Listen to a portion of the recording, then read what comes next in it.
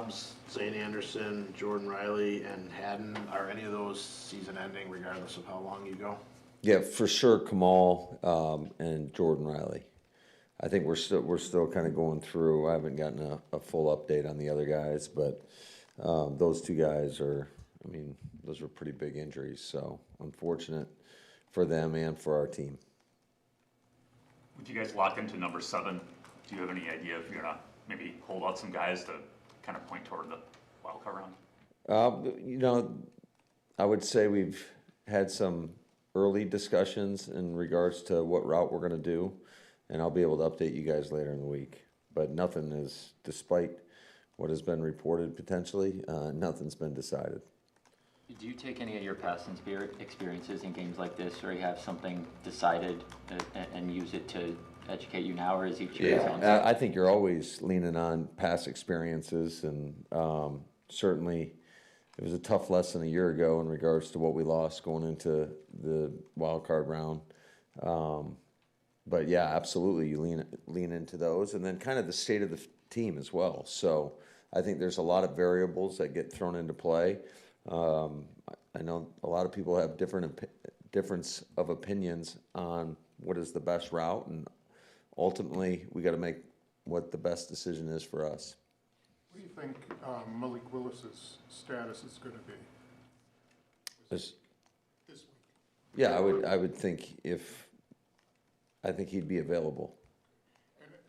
So if so, how do you get him on the field?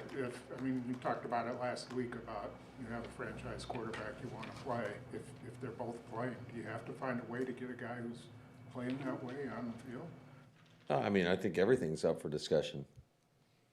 It's hard to ignore the way that he is playing. Is there any consideration that he might give you a better chance to win right now than Jordan? Yeah, I think, guys, I want to pump the brakes on all that stuff. I think Jordan Love is playing some pretty high-level football, and it's great that we feel the same about Malik in his ability to go in there. And, I thought he's had 2 really back-to-back outstanding performances. So we're in a good spot with that position. Certainly have a lot of confidence in both of those guys, but it's pretty clear that Jordan is our franchise quarterback, and he is going to be when he is healthy, he's going to be our starter. So I just want to squash all that. What is it about Jordan, especially playing at a high level, that gives you that better chance to win in your evaluation? Well, I just think that his body of work throughout the course of 3 years, especially I think this season, I think he's taken his game to another level. So, and that's not to discount anything. Like I said, we got a lot of faith and confidence in Malik, and he's done a lot of great things. But that's a good problem when you have 2 guys that you're really confident in. Hey Matt, you coached Derrick Henry. I think the year that you had him, he had a 238-yard game. Other than him being a Hall of Fame running back, why couldn't you guys defend him better? Yeah, there's a lot of reasons for that. Certainly, we got to coach our guys a lot better. There was way too many mistakes in regards to misalignments and misassignments. And when you do that against a good football team, you see the results. And that was what was probably the most disappointing thing after watching the tape, is just how many times we weren't playing the right technique or just in the right position to make a play. And then when we did have opportunities when we were in position, there were some moments where we played some really good run defense, but it was just too hit or miss. Stuff that we've been calling since the preseason, throughout camp, throughout the course of the season, that whether it's a check or just not getting the right adjustments. And you can't do that, especially knowing just what type of back we are playing. If you get this guy ahead of steam, he's a tough guy to bring down, and he proved that last night. You also said last night that you wanted to hold off on saying anything until you watched the tape. Apparently JJ addressed the team after the game last night and said that he didn't feel like some guys left it all out on the field. Did you see that when you watched the tape? Is that the kind of accountability you want your guys demanding from each other? How do you kind of? Yeah, I think we're all accountable to one another.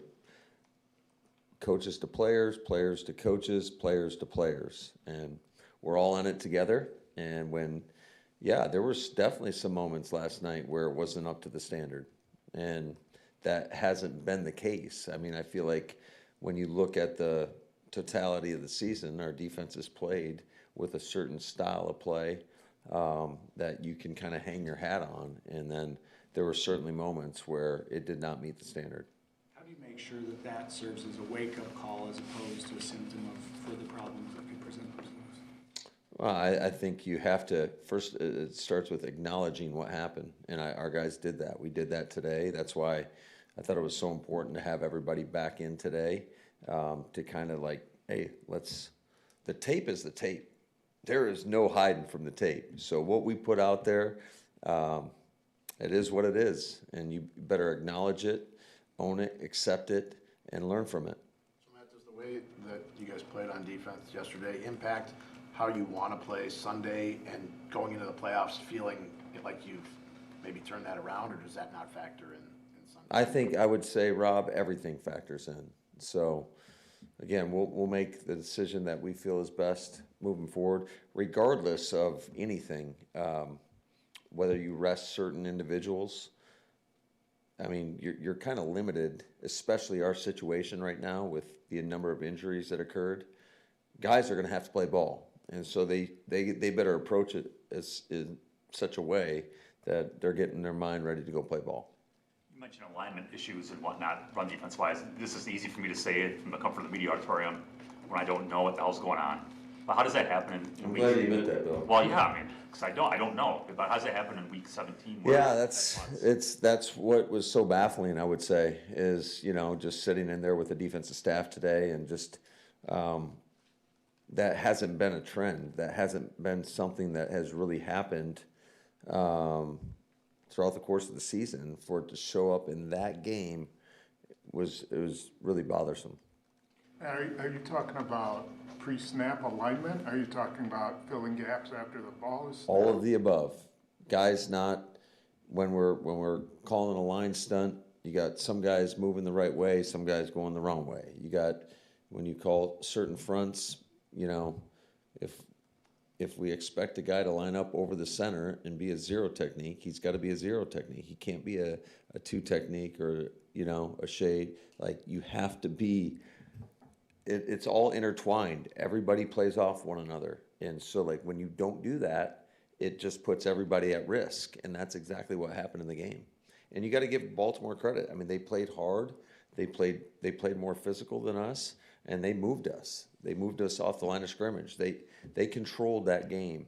I don't recall seeing a 300-yard rushing performance. I mean, that's tough. That doesn't happen very often in the National Football League.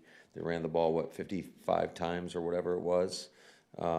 So it wasn't up to the standard. And when does Jordan get the next chance to go through the whatever stage he still needs to get through? Does that happen today? Is there anything? No, it wouldn't happen today. So it'll be sometime this week. Hey, man, I know you're going to say that everyone has to do more. You guys ran 76 defensive plays yesterday. JJ played 60. Van Ness played 47. Rashawn played 34. I know you said he's not a high snap count guy, but you don't have Parsons. He's supposed to be a star player for you. Do you need more from him?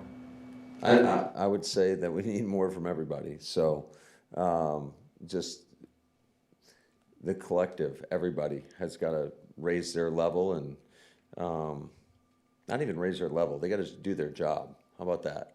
Everybody's, all 11 on the field, got to do their job. Nothing more, nothing less.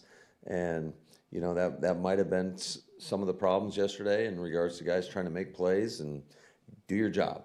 Everybody does their job. We've got a chance. Is there any kind of an injury situation or illness or anything with him that's been going on in the last couple of weeks that we don't know about? Or No. I mean, all these guys are battling, soreness, fatigue. It's a long year, but It's not, I would say it's not anything that any team's not dealing with at this stage of the game. Your receivers came out as a group yesterday. As a symbolic gesture, what do you think that says about the cohesiveness of that group and how they play for each other? Yeah, I thought that was a pretty cool deal. And those guys are a tight-knit unit, and I think we have a lot of confidence in all those guys, obviously. I think it's just a great group they all give us a chance to make plays and move the football.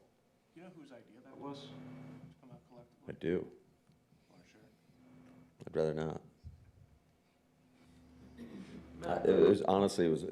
It was something that just how I view those guys. I feel like we have a lot of starters, so I threw it out there, and I didn't really get an opinion on it. We just kind of did it. Now, you mentioned a couple times you guys aren't the biggest team in the middle of your defensive line, and then you added the two big guys, and now you lost one. Is Stackhouse someone who can help you? Is he one of those guys that if you can get him to, he's an undrafted rookie, so maybe that's part of it, but he's not a small man. Yeah, he's going to have to, he'll be one of the guys that's going to have to fill the void. Absolutely. I know you said a lot's still to be decided. Is it safe to say you're going to rest Josh Jacobs just to get him fresh for the playoffs? I'll let you know as soon as we have those conversations, and certainly I'd like to talk with our players before I put anything out publicly. How important is that, though? Because he said after the game yesterday it was the plan to have him be very limited. How important is it for you guys to get him back? Yeah, it was. I would say, I don't know if it was the plan to be that limited, but I thought just the way the game was flowing, there weren't a lot of opportunities, number one. I don't even know, 40-some odd offensive plays, and it was one of those games where you could tell early on we tried to run the ball a couple times, and there wasn't a lot of space. So it was one of those games where I was like, all right, we're going to have to do something a little bit different than maybe we typically like to do, and you kind of just threw caution to the wind, and you let it rip. I don't know if you know yet when you're playing Saturday, Sunday this week, but how do you handle the week since today is what, Sunday, right? It's Yeah. like a Monday. Sure. TBD. Everybody just be on notice, and we'll have a good plan for our guys, and we'll adjust accordingly. Matt, I should have asked Malik this when he said it last night, but he said that he should have gotten checked out at halftime with his shoulder, and then he wouldn't have had to run off after he felt it when he had that kind of throw where he didn't step into it. Was he concerned that he had torn his rotator cuff or something? Do you know what kind of? I think it was just the pain that he was dealing with. But I also think it speaks to just how tough the guy is, man. What a competitor. I felt even better about it after watching the tape. The QB draw that we had for him on 3rd and 9, and his just ability to maneuver through the mess and break a couple tackles, I thought was incredible. It was remarkable. The throw that he got injured on, that's one of the more strong arm throws in this league, right? Opposite sideline. Sure. Did you know that he could make that throw? Oh, yeah. We see it every day at practice. No, I'm saying before he got here, in the Tennessee film, did he have that in his arsenal then? Yeah, I think one of his strengths coming out in the draft was he's got a live arm. I mean, the guy it's pretty impressive, the power that he has behind his arm and how far he can throw the football. And yeah, he can make any throw on the planet. I put him up against anybody.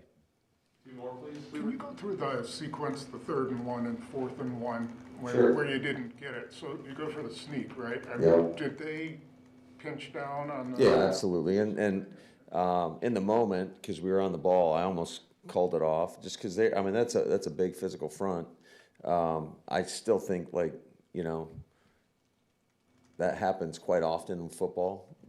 When an offense jumps the ball, every defense in the world knows what's coming 99% of the time. And that's where your fundamentals come into play, especially when you're going against a big front. You got to lower your pad level. And unfortunately for us, we got stoned on the line of scrimmage and didn't get any push. And then the 4th down play was one where you know, obviously we study every situation and try to design plays that give us the best chance for those situations. And that was one of the plays that we felt the most strongly about in regards to what they were going to do. They were actually playing a two-shell defense, so if you aren't able to gain a half a yard in a two-shell defense, it's going to be tough sledding. And we missed a run-through linebacker. All we have to do is get Josh to the line of scrimmage, and he's going to find a way to get a half a yard. I mean, I fully believe that, and so that was kind of the thought behind those. From the backside have to pick up that linebacker, you know, it was Roquan Smith, right? Yeah. Shooting right through the middle. Yeah, we got to climb to him. So we didn't. We got too heavy on the shade. He looped across and was a free hitter in the hole. You know your seating, locked into the road the entire way. What do you think of your team's performances as a whole on the road this year? You've had a bunch of wins in a row before the Chicago game. Yeah, I mean, you know, I think it's the mindset anytime, any place, anywhere. You just got to be ready to play ball. And can it be more challenging on the road? Absolutely. But I think that's where your preparation comes into play, making sure you're dialed in, focused. You know, the communication can be a little bit of a problem, especially in a playoff type atmosphere. But our guys have been through that, so it's not something that's overly concerning to me as long as we put in the work. You said it was important to have the guys in and that the tape doesn't lie. Was today like your toughest Monday-ish type day? And did you like I don't know how you would tell this, but did you like the look that you saw in these guys' eyes? Yeah, I mean, first of all, when you're coming off a loss, those are always tough days. But like the tape's the tape. We're gonna tell the truth, and like I told you guys earlier, everybody has to acknowledge it and accept it for what it is, and then you got to learn from it. And we can't allow ourselves we cannot put ourselves in that situation again. Otherwise, it's going to be the same song and dance. And so there is a lot to take away from it. Some good, some that was not so good. So You had some shoddy tackling on the perimeter, and Bullard was not in the game a lot because they went in, you wanted to play base and your four-man front and stuff like that. Do you have to figure out a way to get him on the field in those situations because he's one of your better tacklers and tougher guys? yeah, I think that's always up for discussion in regards to, we got 3 guys in the safety room that we got more than 3 guys, but in particular, the guys that would get the bulk of the snaps in regards to Evan, X, and Bull, you know, it's a problem, but it's a good problem to have when you have guys, but you want them on the grass, and sometimes that does get dictated by the personnel groupings that are being deployed against you, and they were in bigger personnel groupings, so to your point, Spoon went with a little bit more base. All right, have a good one.